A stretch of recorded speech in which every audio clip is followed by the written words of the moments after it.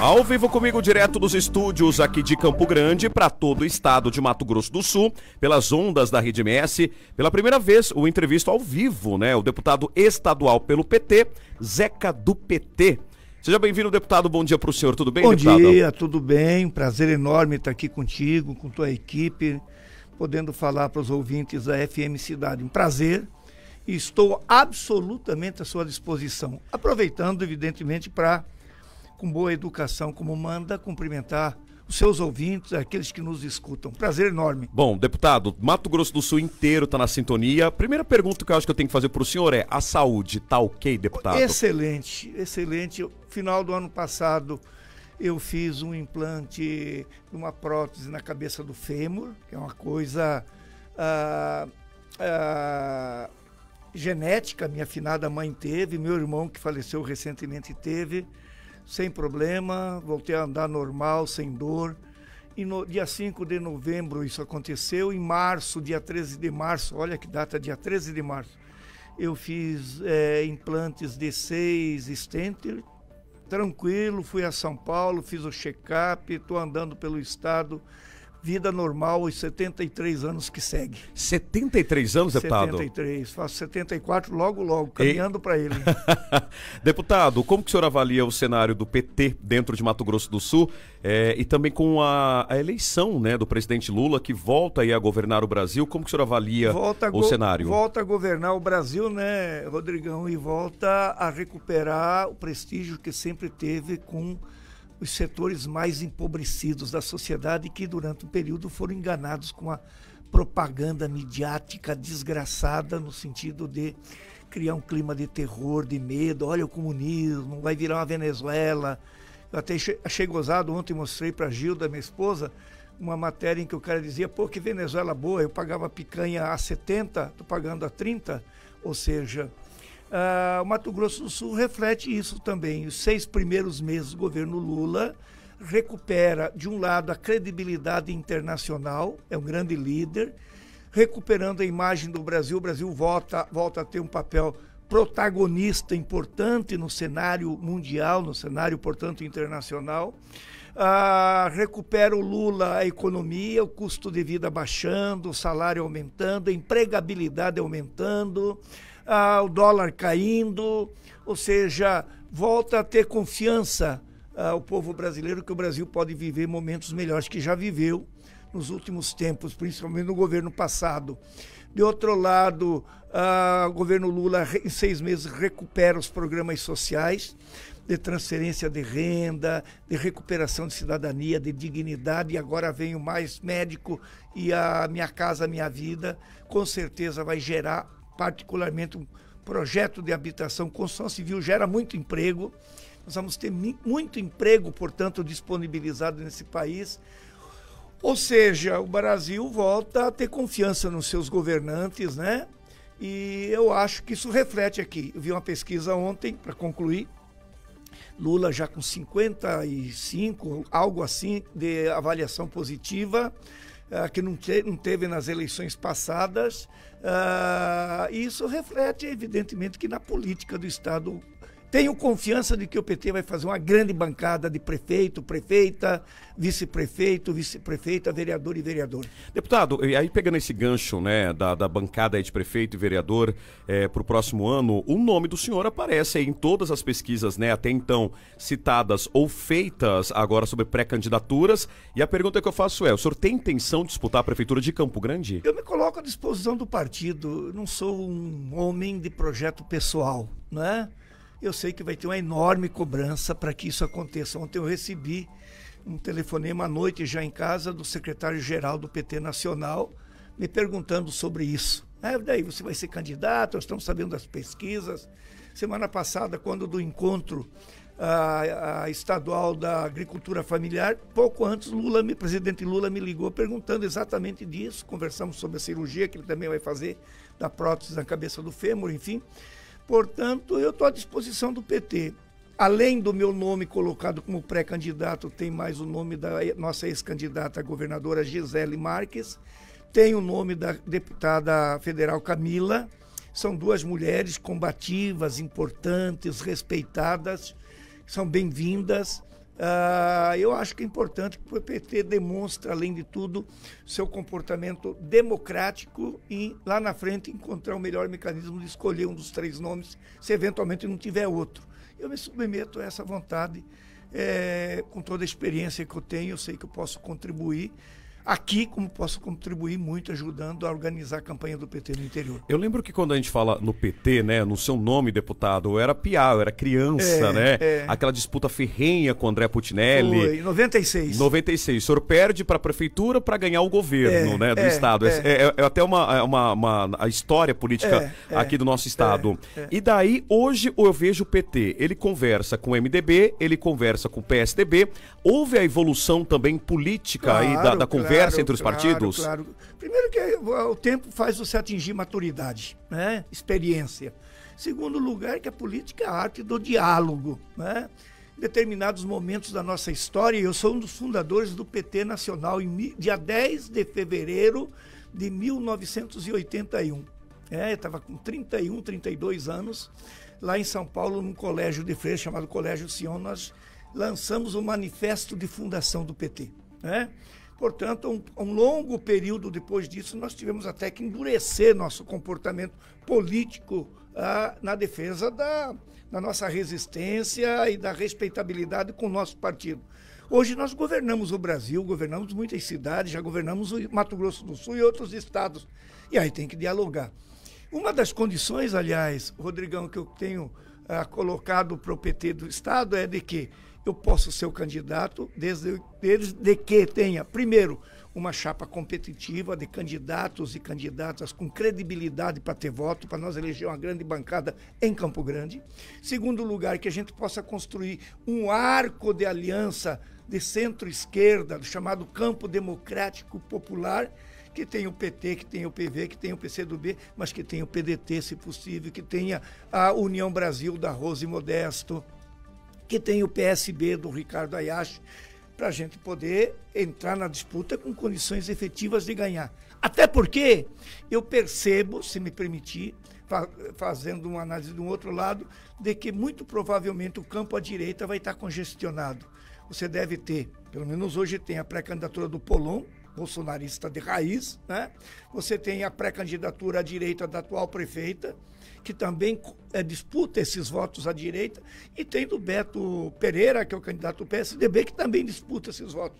Ou seja, vai ter uma pulverização de candidaturas à direita e nós podemos, dependendo da nossa capacidade de diálogo, da arte de conversar, construir uma frente que seja capaz de fazer uma grande bancada na Câmara Municipal de Campo Grande e disputar o segundo turno para ganhar. O PT, ele é uma impressão que eu tenho, viu, deputado? O senhor que é um dos fundadores do partido, né? Eu vejo que o PT é um dos partidos no país que ele consegue, né, da juventude até a experiência. O senhor acabou de citar a deputada federal Camila Jara, ela que esteve aqui há algumas semanas. É a bela figura humana, hein? E é um fenômeno. Ela é um fenômeno, dentro do Partido dos Trabalhadores também.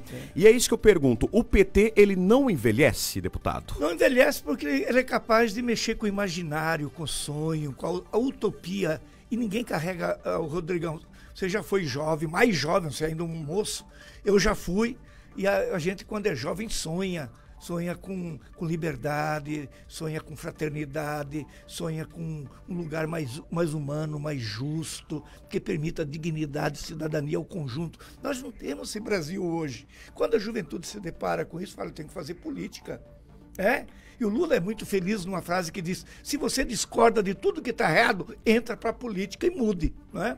Portanto, o PT é capaz de mexer com esse imaginário e atrair, além dos antigos que começam a ir para a aposentadoria, como é meu caso, eu disputo mais uma eleição, tenho dimensão disso.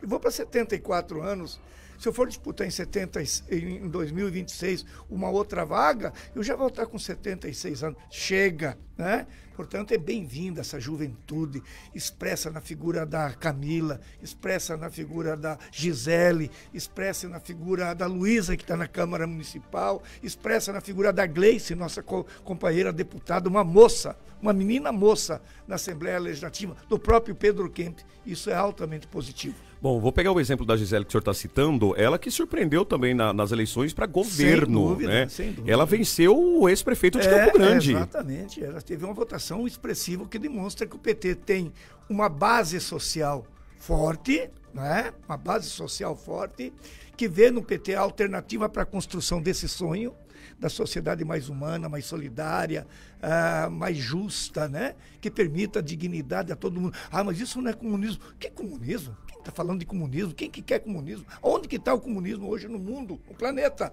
O que nós queremos é tentar construir aqui o momento que a Europa, por exemplo, passou, chamado Estado do Bem-Estar Social, que não rompa com o capitalismo. Não somos contra quem tem os ricos, mas nós queremos que aqueles que miseravelmente vivem sem nada possam ter oportunidade de poder viver com dignidade, de ver seu filho numa faculdade. Qual o sonho, Rodrigo, qual o sonho mais humano, mais justo de um pai, de uma mãe, por mais pobre que seja? Meu filho formado, Meu filho formado. Meu velho pai, que era um capataz de fazenda, morreu com um sorriso de orelha a orelha por ver eu, Picó, que já faleceu, o Heitor, que já morreu, meus irmãos, trilhando o caminho do bem. Nós temos que dar essa oportunidade às famílias mais empobrecidas que vivem na tristeza nesse país, nesse estado e nessa cidade. Deputado, eu sempre escuto a frase que é o seguinte: Bolsonaro foi vencido nas urnas, né, pelo lulismo, só que o bolsonarismo ainda não foi vencido. E daí eu trago aqui para Mato Grosso do Sul, o PT ele consegue ter um diálogo dentro da Assembleia ou a pessoas, deputados, colegas do senhor, né, da direita aí, não deixam pelo fato de ser PT, pelo partido? Há um diálogo? Muito tranquilo com todas as bancadas. Eu pessoalmente, até por ser o líder da bancada do PT na Assembleia, dialogo com os meninos que são bolsonaristas, né? Sem problema nenhum, respeitando as diferenças. E isso é democracia. É respeitar a tua opinião, respeitar as diferenças de ordem política, de ordem partidária, de ordem ideológica. Sem problema, ninguém vai morrer, ninguém vai brigar por isso. Cada um tem sua ideia, vai tentar construir a maioria em torno disso. O que estava errado é que a gente viveu nos últimos 4 anos. Você não tinha o direito de pensar contra aquela coisa do ódio, do desprezo com os mais pobres, com os negros, com as mulheres, com a parcela LGBT, com os índios, com os quilombolas. Aí não pode. Aí você cria uma sociedade absolutamente sem nenhuma harmonia. 7h25, eu estou aqui com o deputado estadual do PT, Zeca do PT, José Orcílio Miranda. Deputado, o retorno, né, o recesso voltou ontem na Assembleia. E quais são os desafios do senhor agora para esse segundo semestre em Mato Grosso do Sul, dentro da Casa de Leis? O grande desafio que eu tenho, que nós temos, a bancada do PT e outros que comungam do mesmo ideal ou do mesmo pensamento, é a gente construir um orçamento. Eu tenho conversado isso com o governador Riedel, até porque nós participamos da base parlamentar do governo Riedel, nós que fomos contemplados pelo apoio ao Riedel no segundo turno com a Secretaria Especial da Agricultura Familiar e com a Agraer, construir um orçamento que se expresse em recursos para aqueles que não têm nada.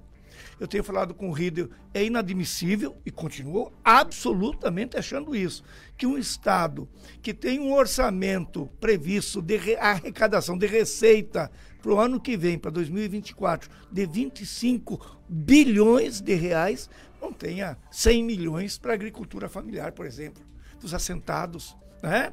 Para os quilombolas, os negros quilombolas, para os índios. Isso aí significa 300 mil pessoas, que é o setor que produz a comida que vem para o prato e da melhor qualidade para alimentar o povo dessa cidade, desse estado, desse país aí da agricultura familiar. Eles alimentam e se alimentam, sim, se alimentam e geram renda, portanto, e melhoram a condição de vida deles. Mas você está então achando que o agronegócio não serve para nada? Não. Cada um no seu pedaço. O agronegócio é muito importante, esse país produz commodity para exportação, a exportação da soja, da carne, do milho, significa a entrada de dólares, mantém o equilíbrio da chamada balança comercial.